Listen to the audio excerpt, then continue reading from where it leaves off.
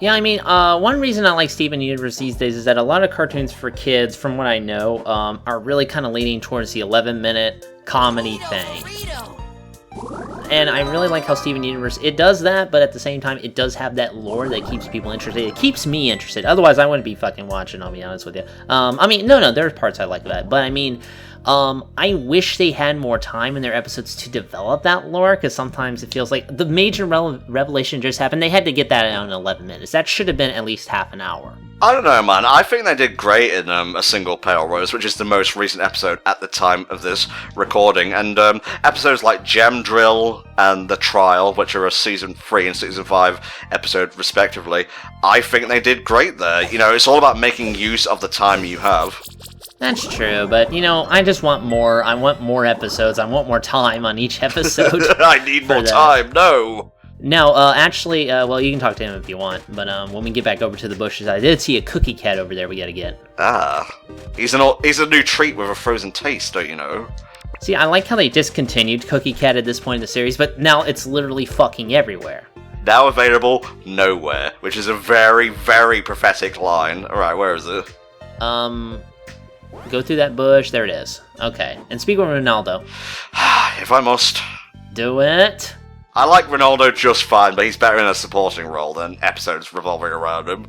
I don't know, I thought Bloodstone was fucking hilarious. I mean, Rockinaldo, that's the voice, that's the name of the episode. Yeah, oh man, people were pissed that Cartoon Network advertised it as a brand new gem, which is like, have you never encountered advertisements before?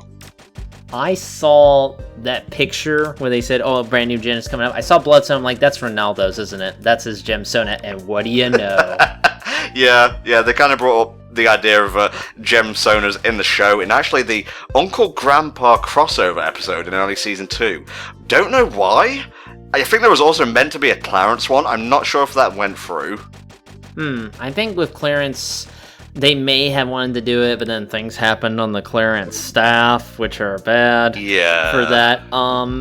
Fortunately, the Uncle Grandpa crossover is not canon, and they go out of their way to make non-canon jokes, because it is literally the worst episode of Steven Universe. It is. But it's non-canon, so I'm fine. Really? I wouldn't call that the worst episode when there's stuff like House Guest or Onion Gang bopping about. Onion Gang is... It's not my favorite, yeah. I don't... What happened in House Guest again? Oh, it's when Greg was, he had that injury he was kind of nursing for a while, wasn't it? Yeah, it's the first episode of Season 1B, because back in the day, at least for Season 1, there was basically a 52-episode season split into, like, 2 halves, and nowadays it's just, like, 26 episodes. I don't know why, that's just how they do it nowadays. And, yeah, that followed on from the Lapis Lazuli 2-parter, Mirror Gem and Ocean Gem.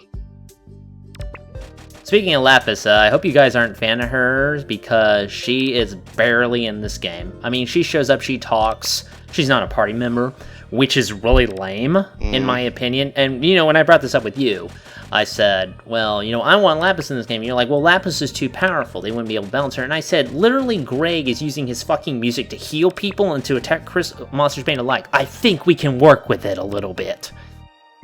Right, well, I talked to Lion. I guess I gotta go give the key back first before I can trigger this. You see, I'm jumping ahead. I'm like the Liam of HellfireComms. Yeah, and if I know who that is, I might have agreed with that reference. It's the rising super streamer, mate. Don't worry about it. Yeah, I'm sure. Okay. Because streamer is such a renowned profession. So much so that they shouldn't get freebies. Oh, shush you. That's gonna be so dated. Even more so than the SGU's anime references. Yeah, Rebecca Sugar. She might hide it in, like, PR meetings and whatnot, but she's a huge fucking weeb. And so is her boyfriend, Ian JQ, who's the showrunner for OKKO, another show on Cartoon Network currently running. Well, I mean, fusions are obviously a callback to the Dragon Ball Z fusions. I think they do it a lot better in Steven Universe, because it's not just a power-up, it's basically a whole... It's context for a relationship, it's metaphor for a relationship, and obviously that can be romantic/sexual, it can be platonic, like Steven and Amethyst in Smoky Quartz. That's a sibling relationship, and I guess if Pearl and Steven ever fuse into Rainbow Quartz 2.0, that'll be a mother and son sort of thing. They're totally gonna fuse. I bet you they are, especially with what happened in a single pale rose for that. I think that's inevitable at this point. Yeah, for sure. It could also be Garnet and Steven, because they had a couple of bonding episodes recently in Your Mother and Mine and Pool Hopping. I fucking loved Pool Hopping, because it was a friggin', like, it was a Garnet episode that was not about fusion. And Garnet, for a while, did start to become a little bit like, she was pushed to the background and she was just like the fusion guru for the most part, so you know, it was great to see her back in that role. Garnet, obviously played by Estelle, the famous British singer. Alright, now we can go to the lighthouse and go bug lion. God, this playthrough is perfect for just getting all my pent-up SU discussion off my chest. I can literally feel my heart deflating as we go on. Well, it's either that or try to get this in during the episodes of Pokemon. Motherfucker, the lighthouse window is Steven's goddamn gem. Oh, so it is, huh? I never noticed that before. Guessing that's a no. Yeah, Lion, he kinda does what he wants, really. And you know how I said Lars died? Yeah, Lion basically was brought back the same way. Rose Quartz pinked him, and now he's immortal, and he doesn't need to eat, but he likes snarfing down, like, crystal lizards and whatnot. Alright, here we go. You get the choice for the first gem you want in your party. We can go with Amethyst if you'd like. Well, I'm thinking of a number between 1 and 10. If you get it right, I will go with your choice. Oh, you don't have to do that. Come on, if you want Amethyst, that's fine. No, because this is a teamwork sort of thing. We're a team here. That's true. That is the theme of the show. Okay, I'm going with 7. It was 6. Sorry. Fair enough. Amethyst, quartzes for life? Question mark? I love Amethyst, played by Michaela Dietz, the only other show I know her from. I didn't watch it, like, growing up, but she was, I think, the voice of, like, the green or yellow dinosaur on Barney. I think it was the yellow one. What, like BJ? That's so funny out of context. It was I don't know Barney lore, okay? She was just in Barney as a voice. I know she did, like, voices for, like, Grand Theft Auto. Yeah. There's, like, a clip, there's, like, a video of Amethyst out there where it's, like, she was complaining about how she wasn't losing much weight, even though she was doing yoga and shit, and it was fucking hilarious. Yeah, they basically put it over clips of, SU, and, yeah, I don't think CN would approve of that, but, the Crooniverse definitely has a sense of humor when it comes to fan stuff like that, regardless of what you may hear.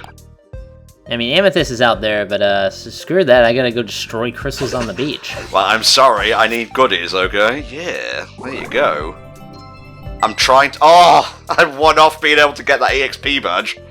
Yeah, I mean, it's a little hard to earn money in this game, because I think what they wanted you to do is kind of do— they want you to grind, and that's not my style, so I didn't bother with that, so— Look at us, we're the new Crystal Gems trademark. I guess, we're actually missing a few people here. What did you think of that episode, by the way? The one where it's basically Steven and the crew are back from, you know, the human zoo, Pink Diamond's human zoo. I'm just going to be, like, confusing the fuck out of, like, casual SU watchers here. But, yeah, it's basically what happened with Connie in Beach City. No, I like that episode. You know, it's good to see them kind of do their own thing, for that, trying to get Lapis to do more shit. Lapis is actually my second favorite, gem on the show, even though there are things that people don't like her for, which I understand, definitely. She can be difficult to work with, but I don't know, I just like her a bunch, personally. Yeah, there you go, now we've got a really wide-reaching attack, and, yeah, I think you need to back the fuck off, okay? My problem with Amethyst, I didn't really use her much, and maybe she's better once she gets levels and gets more in attack, but even though she has that wide range on the whip, it doesn't really do a ton of damage, in my opinion. So, again, she might have abilities, she might have more, I was checking out the ability, she might have more, she might be better when you buff her attack more, but from what I found, at least early game, it didn't really do a lot for me. Fair enough, mate. So if Lapis is like your second favourite crystal gem, who's your favourite? Pearl. Okay, well I gave you the choice. Well, I mean, I picked— no, I mean, I'm fine, because it would have been a repeat of what we did for that. But yeah, Pearl's my favorite. I guess if I had to rate them, it'd be like Pearl, Lapis. Let me bring up my list here of the gems. Fair enough. because I'm trying to remember all of them, because there are people who are not in the main party. Yeah, that's just really helpful in like early game for targeting multiple enemies. You know, I like Pearl, I like Lapis. I'm also a fan of... Oh my god, there's so many people here. Goodness. Let me see here. I guess in terms of the main one, let's go with the main crystal gems. Okay. I like Pearl, Lapis. Peridot has actually jumped a lot for me. Yes. She used to not be one of my favorites, but now she's just... I like her a bunch, and she's Well, actually really good. If I may address the elephant in the room there, that also happens to have like a grey onyx gem for some reason. Funny joke. There was a bit of controversy revolving around Peridot and Lapis and the barn. To quote a meme, the place where character development goes to die. A lot of people will say that's where the show stagnated, and I can sort of agree, even though up until recently Season 3 was my favourite season, but now that Season 5 is doing like Townie episodes better and the gem episodes are more interesting as well, yeah, it's getting up there, but it turns out, spoilers, that the barn was just basically a big metaphor for things refusing to change, and Lapis made Peridot stagnate, because Peridot wants Lapis to not be ruffled and whatnot, and it's a whole depression, PTSD metaphor. One thing I want them to kind of go back to with Lapis is that, again, you brought up a very good point, that Lapis, everybody walks around eggshells around her, because even though she's obviously very harmed, she's very kind of vulnerable. Yeah. She has some anger issues for that, and then we find out in that one episode, which I can't remember the name of, when she goes on the cruise with Steven and Greg for that she actually really enjoyed being in Malachite, that she felt a sense of control that she never really had. So she does have some really deep issues for that, and I thought that was a fantastic episode, and I really want to go into more about that. Unfortunately, she's fucked off again, so God only knows the next time we'll see her. I will say, though, Lapis looked fucking amazing in that most recent episode. Mickey Brewster helped board, can't go back. Okay, so I should be an idiot and go, let's mash your potatoes, but what do you want to pick?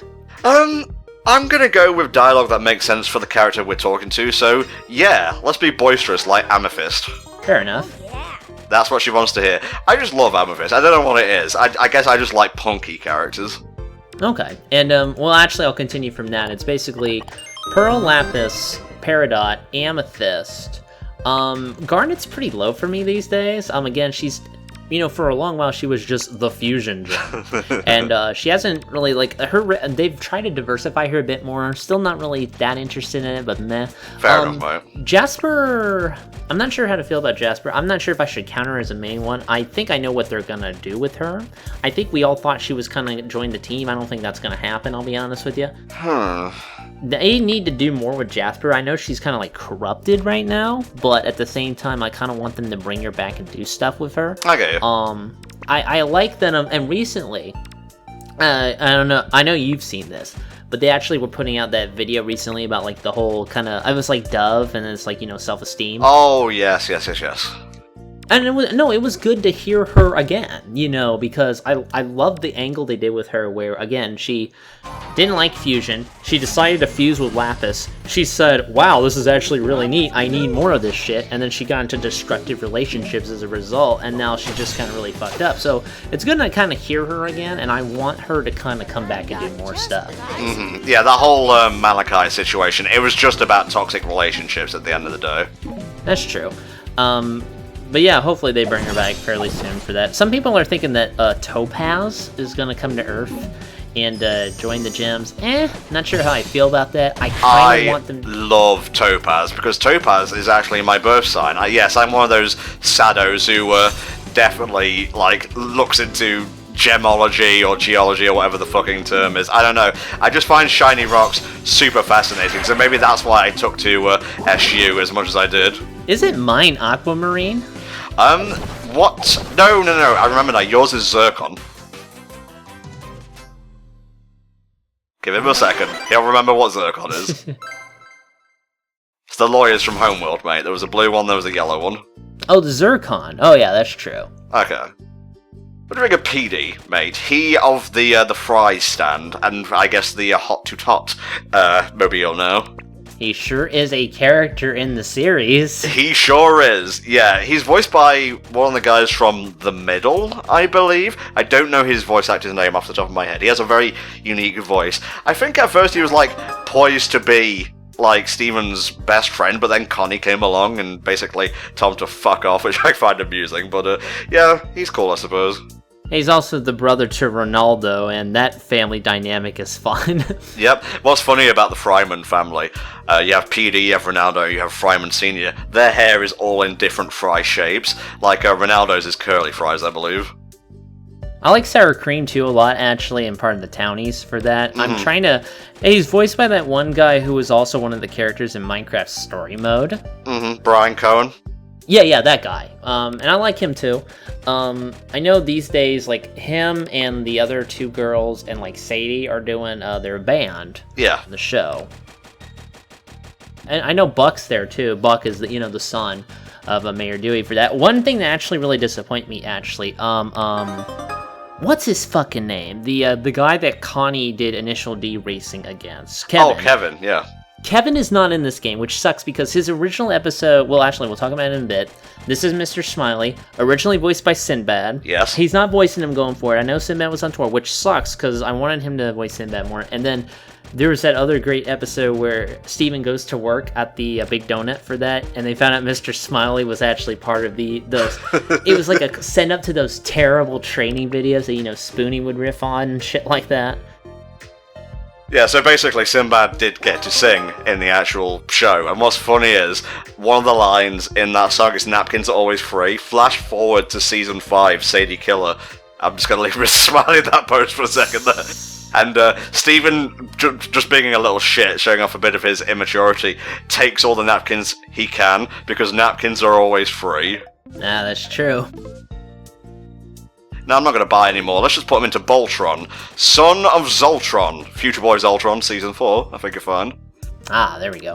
And the reason, again, I'm bringing it back up, like, Kevin isn't in this game. His initial episode was just him being kind of a shithead for that. But then the other one, I forgot the name of the episode. Was it, just Kevin Party, Pool Party, something like that? Kevin Pie. Yeah, they actually made him fucking hilarious in that episode, so I'm kind of disappointed he didn't show up in this game. Well, maybe... I hope they get a chance to do a sequel. I don't think it's going to happen, considering it didn't get received well critically. I'm not sure how the sales were, but there is still DLC to come, so... They're still making DLC for this game? Yeah, they're working on it. I guess it will be... around the time Lapis comes back, because apparently it's Lapis, like the DLC Prime member. Yeah, and that's really lame to kind of hold her out as DLC for that. I don't know if I want to spend that money, I'll be honest with you, because I've already beaten the game. You imagine they would have built this DLC ahead of time, because it seemed like one of those AAA kind of situations for that. I don't know what you have... Would it take that much work to make Lapis a fucking playable character? I mean, how long do you have to take for this? I don't know, but I was waiting for you to stop yapping so I can just point out a reference here. You have Golf Quest, which Stephen played in, I think it was Rosa's Room, a very early Season 1 episode. You also have OKKO, an arcade machine for that. And just over here, we have Lonely Blade. Oh, yeah, that's like that one anime he watches sometimes, right? Yeah, oh, look, it's the guy in the background. He was mopping in every scene. He's got to be the villain. It's Jamie. How do you feel about Jamie, mate? The aspiring thespian cum mailman. He kind of bugs me, but he doesn't show up really that often, so it's okay. He most recently turned up in Letters to Lars, which is like, it was sort of a recap episode for the Townies and whatnot, but it basically was more like, here's what's happening, like, at the moment, like, dealing with evacuation plans for the town, like, he's got his whole theatre troupe going on, the Beach City Laugh Guards, which is him, Amethyst, Peridot, Barb, who is Sadie's mum, and Mr. Smiley, who ironically does not talk in that episode, which I found hilarious. I thought it was great when, they were doing that, and then Pearl was like, be like Steven or something like that. She's such a mom. Yeah, Didi Magno/Mango Hall. I honestly don't know how to pronounce her second name. She's such a great and loving, character, perfect to play Pearl. I think one time she was mentioning that there's that one episode where Pearl runs a red light, for that, and she was apparently afraid that her kids would see that and like think bad of her for running red lights or something like that. I know, it's sweet. And yeah, Pearl is like such a mom to a Steven for that, and she's gotten the bulk of the character development in this show, and that really contributes to my like of her for that. And she does like the sweetest shit where she'll be like, in a single pale rose, she texts Steven, hello Steve, it's like, dear Steven, hello, love Pearl. I'm like, Toad's adorable. Alright, you gotta go. That's right. Amethyst is weak, did you say, Helldragon? It's weak-ish, Perfect. Get the fuck out. If every pork chop were perfect, we wouldn't have hot dogs. I suppose, yeah. Now that we know what we know about, Rose Quartz for that line probably has some other deeper context. Yeah, what's amazing is, in like the very first time we see Rose, which is episode 2, Cheeseburger Backpack, I think, no, Laser Light Cannon, you see a photo of Rose Quartz and it's cracked, and it's also framed, so think of that how you will. There you go. You think you're being smart and whatnot? Eat this. Yes, eat death, robot. Oh, he thinks his shield will help him. Why am I waiting to attack? I can attack anytime I like. Well, as long as you have star points. I have plenty, mate, because I stupidly used a star fruit. There we go. Connie's such a fucking beast in this game, holy shit. That's true. That's why, again, I focused on my premier Connie party build for that, and I got really good results. Final boss isn't actually too hard for that, and I don't know if there's any secret bosses in this game, I'll be honest with you. I only just kind of gunned to the end. Yo, heal jam. That's what I was waiting for. Okay, yeah, I remember some of these abilities you do get through level ups only for that. So with Greg again, Star Jam, that's pretty much all I did, and it got me places. That would actually be pretty good, so I'm going to put a bit into that, and I have no points available, but that's good. So let's go to the next character, and just keep putting it into attack, do you think? Yeah, let's go ahead. You really want her to just kind of shit all over everybody with that sword. Bit of luck, do you think? I didn't really focus too much on luck in this game. Go to the first teamwork ability. Oh, first teamwork ability, yeah. I'd focus on that a little bit. If you want to fuse more now. There we go. I didn't expect this. Nice. The range on Connie's basic attack is increased, allowing it to hit enemies further away. Honestly, I don't even feel like I'm Let's Playing right now. I'm just playing a game. Pretty much, and if it was pretty much on Twitch, it'd be the same thing. I think defense would be good for Greg. I don't foresee him being like a full-time party member, but since he's our bard, buffing his defense might be the way to go. That's pretty much what I did again. I focused on defense, bit of teamwork, Star Jam, that's pretty much it. Okay, there we go. And yeah. Can't stop the rock. When attacked while jamming, Greg will no longer be interrupted if he performs a perfect attack. That's really good. There we go. Yeah, but even then, just kind of drop some shields on him. Let's see, for Amethyst, she's a boisterous quartz, so we're going to put this into attack.